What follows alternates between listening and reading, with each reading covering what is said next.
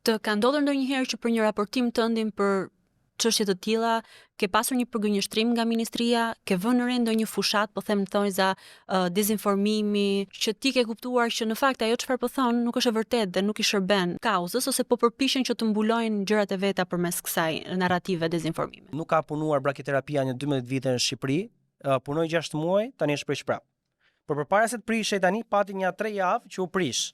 Edhe unë për ditë bëja denoncime, orë pa brakiterapi, janë kaq gra, si dhja bëjnë të gra e tjerë, dhe një ditë këta e rregulluan. Edhe qëlloj që atë ditë unë kisha bërë status. Ka qenë muaji qershor, nga 6 deri 23 qershor, mos gaboj, ka qenë e prishur.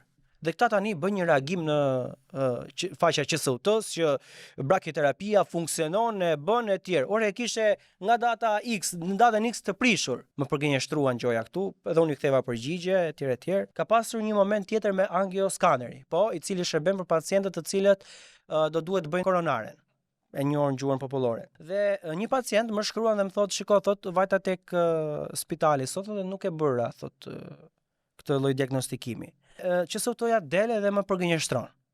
Thot, jo, thot, se kështu ashtu.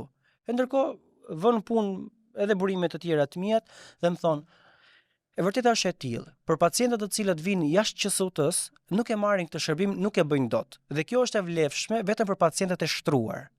Pra e kupton si luanin, dhe sot e kësaj dite është vetëm për pacientët që janë të shtruar, nuk ka ndryshuar.